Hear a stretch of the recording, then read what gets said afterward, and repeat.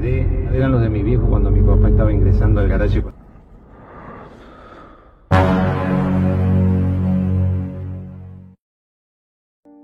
Oke teman-teman semuanya, balik lagi di channel Doer Movie. Jadi di video gua kali ini, gua bakal ngebahas alur film yang berjudul 4x4 yang dirilis pada tahun 2019.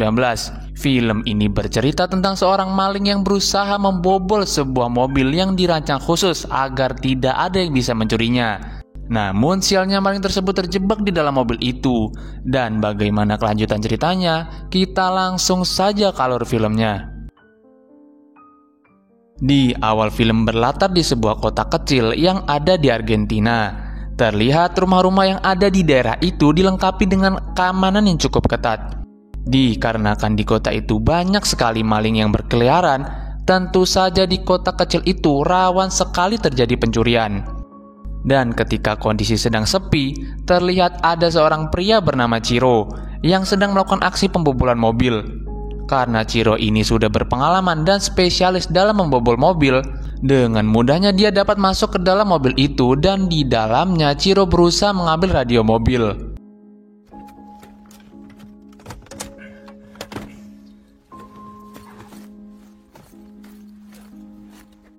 Kurang puas dengan mengambil barang-barang yang ada di mobil tersebut, si Ciro yang kurang ajar ini malah mengencingi seisi mobil. Karena dirasa pencurian kali ini sudah selesai dan berhasil, Ciro pun mencoba untuk keluar dari mobil. Akan tetapi dia malah terjebak di dalam mobil itu yang seolah-olah mobil tersebut tidak memperbolehkan Ciro untuk keluar.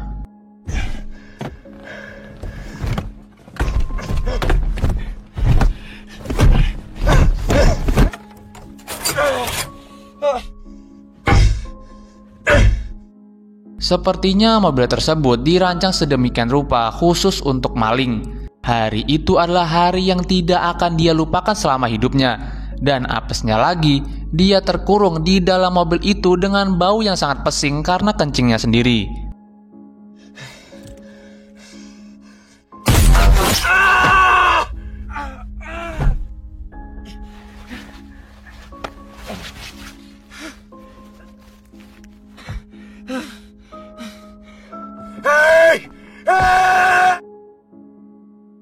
Sampai malam hari pun tiba, Ciro masih terkurung di dalam mobil itu.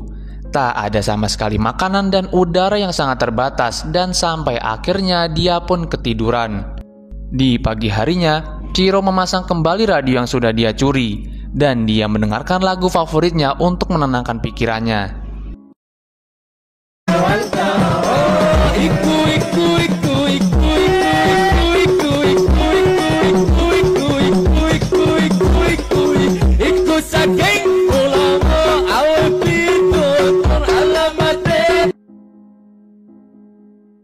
Lagi enak-enaknya santai, tiba-tiba ada suara yang masuk melalui radio itu. Dan ternyata itu adalah suara si pemilik mobil. Si pemilik mobil itu bernama Enrique, yang berprofesi sebagai seorang dokter, dan kini usianya sudah menginjak 65 tahun. Enrique menjelaskan kalau mobilnya sudah 28 kali dirampok oleh maling. Dan kali ini, Ciro adalah orang ke-29 yang mencoba membobol mobilnya. Maka dari itu, Enrique sengaja memodifikasi mobilnya untuk menjebak para pencuri di dalamnya. Dan dengan sistem keamanan yang sangat canggih, Enrique sudah mengetahui kalau Ciro pasti sudah masuk ke dalam mobilnya dari alarm yang muncul dari notifikasi handphonenya. Bukan hanya itu saja, pada kaca mobil itu sudah dilapisi dengan film yang super gelap, ditambah lagi dengan sistem kedap suara, suspensi yang dimatikan, dan dilapisi dengan baja anti peluru. Enrique mengatakan kalau dia bisa mengontrol apa saja pada mobil itu melalui handphonenya. Dan bahkan yang bikin Ciro tambah stres lagi, Enrique bisa meledakkan mobil itu kapanpun dia mau.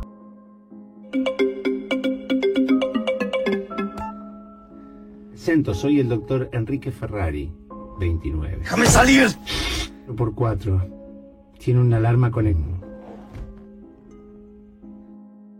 Kemudian Ciro meminta air kepada Enrique karena dia sudah sangat kehausan. Lalu tanpa adanya balasan, panggilan suara itu pun mati. Dan tiba-tiba AC pada mobil itu menyala sendiri. Memang awalnya terasa enak dan dingin. Tapi kalau terlalu lama AC itu menyala, Chiro bisa mati kedinginan. Karena hal itulah Chiro melepaskan bajunya yang awalnya menjadi perban di kakinya dan menutup semua saluran yang ada di AC itu dengan menggunakan koran. Pada kondisi itu, terlihat Chiro mulai depresi. Chiro kemudian sedikit menemukan harapan untuk keluar ketika melihat ada seorang polisi yang mendekati mobil itu. Tujuan polisi itu menghampiri mobilnya Enrique adalah ingin menilang mobil tersebut karena kacanya terlalu gelap. Dan dirasa ini adalah kesempatan untuk keluar. Di situ Chiro mulai berteriak dan menggoyangkan mobil itu. Karena mobil itu sudah dilengkapi dengan sistem kedap suara dan juga suspensi yang mati, polisi sama sekali tidak tahu kalau Chiro ada di dalam mobil ini. Hey! Hey! Hey! Hey! Hey! Ah! Ah!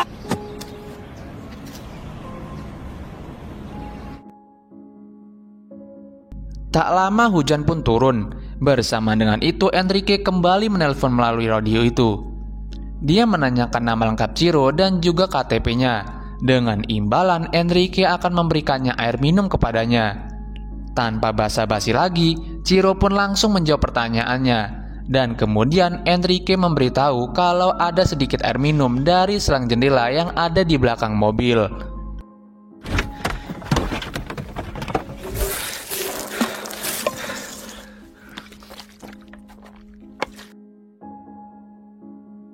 Meskipun sudah minum, kini di malam harinya malah dirinya sudah merasa sangat lapar ketika melihat di luar ada seseorang yang memesan makanan.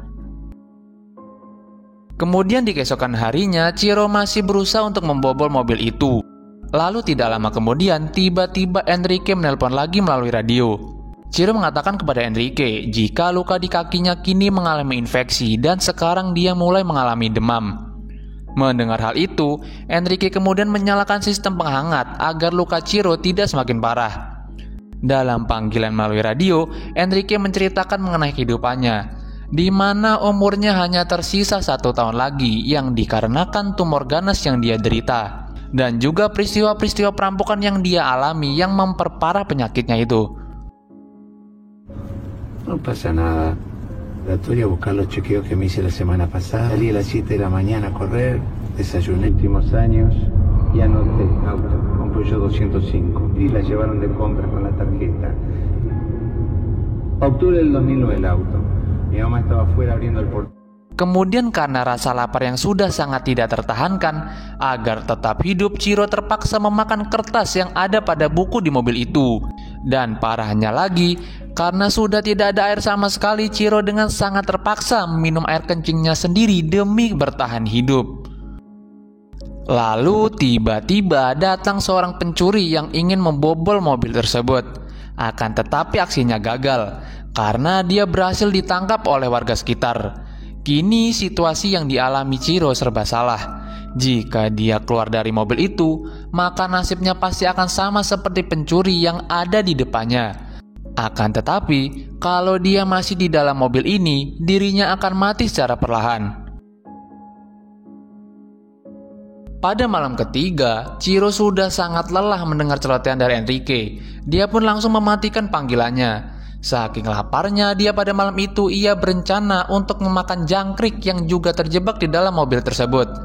Akan tetapi Chiro mengurungkan niatnya, karena dia tidak tega melihat jangkrik itu mati, yang merupakan satu-satunya makhluk hidup yang menemaninya di mobil ini.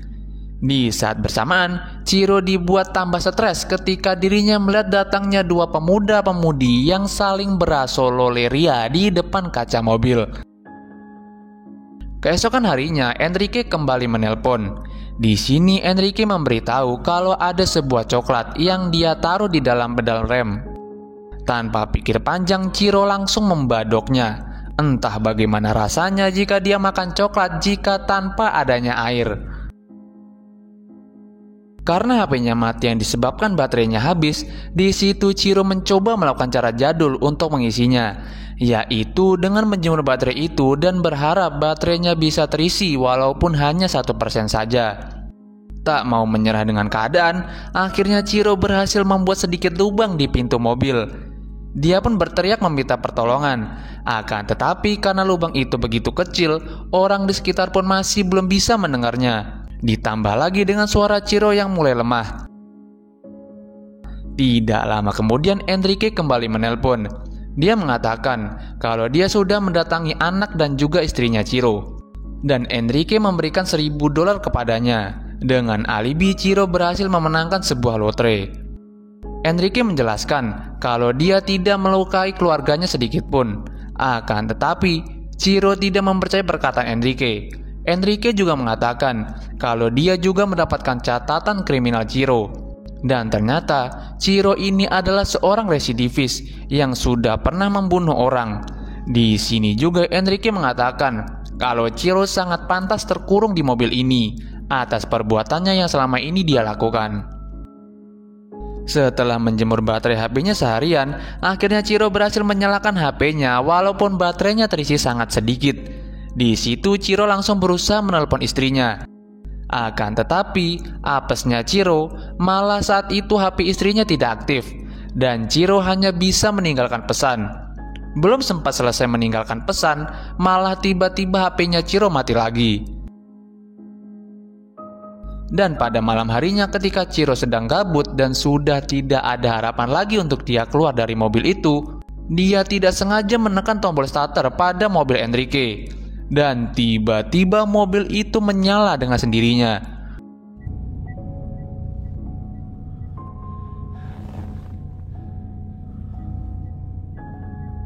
Tapi karena persnelingnya nyangkut, dia pun tidak bisa maju. Terpaksa Ciro hanya bisa menjalankan mobilnya itu secara mundur.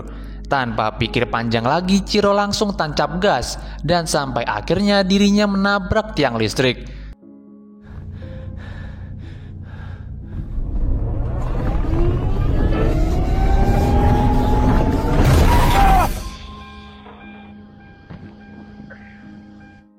Usahanya pun tidak sia-sia. Ciro pun akhirnya berhasil keluar dari mobil sialan ini.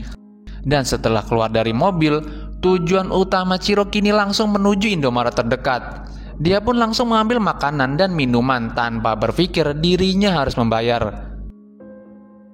Namun ternyata itu semua hanyalah mimpi semata. Tidak lama kemudian Enrique kembali menelpon. Dan di situ Ciro mengatakan akan bunuh diri sekarang juga daripada mati tersiksa di dalam mobil ini. Tapi sayangnya peluru yang ada di pistol itu malah macet.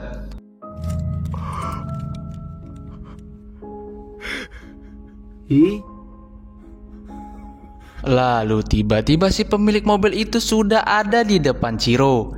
Ya, dialah Enrique. Di situ Enrique langsung menyalakan lampu depan agar Ciro bisa melihat wujud orang yang sudah menyiksanya dengan perlahan. Dan kemudian Enrique pun langsung masuk ke dalam mobil. Karena dia melihat kondisi Ciro yang sudah sangat lemas, dia pun memberikan rokok, coklat, dan air. Bukan hanya itu saja, Enrique pun juga mengobati lukanya Ciro. Tampak dari raut muka Enrique yang sangat menikmati momen-momen seperti ini. Nampaknya si Enrique memiliki sifat psikopat di dalam dirinya.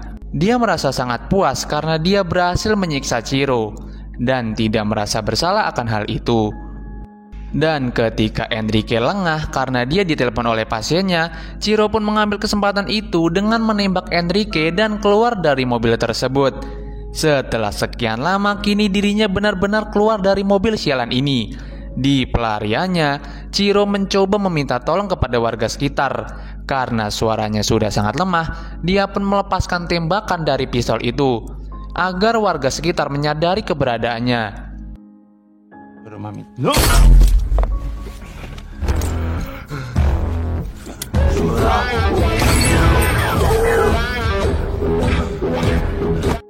Tapi tiba-tiba Enrique mengejar. Dia rupanya masih hidup dan tembakan tadi rupanya hanya mengenai pipinya.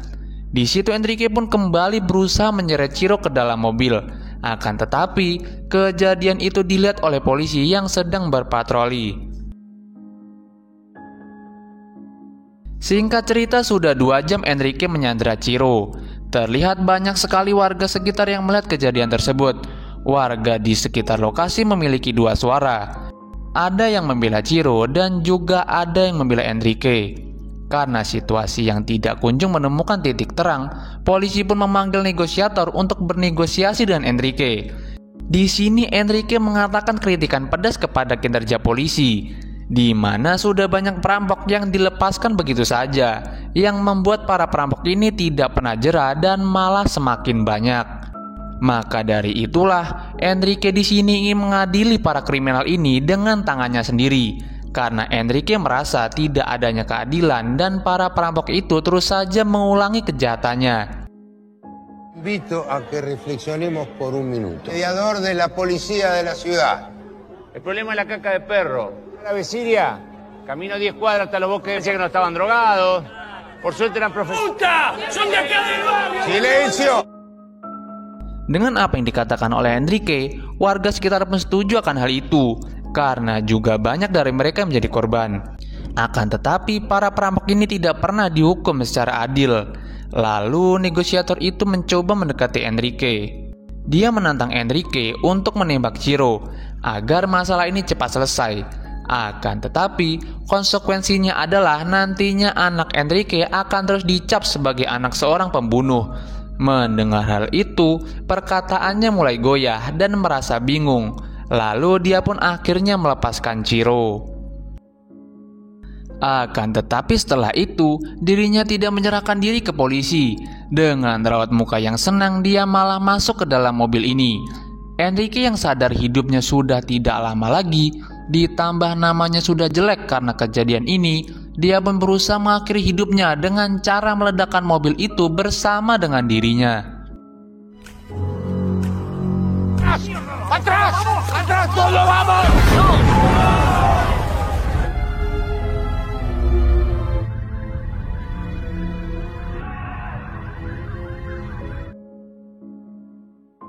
Di ending film 2 minggu selepas kejadian itu, peristiwa yang dialami oleh Enrique menjadi viral di mana-mana. Orang-orang mulai menyinggung dengan rendahnya tingkat keamanan di negara Argentina. Seperti apa yang dikatakan oleh Enrique sebelumnya, di mana kurangnya keadilan di negara tersebut. Meskipun Ciro sudah melakukan banyak sekali tindakan kriminal, tapi sebentar lagi pasti dia akan dibebaskan dan bahkan nantinya akan banyak sekali manusia-manusia ini seperti Ciro. Dan film pun tamat.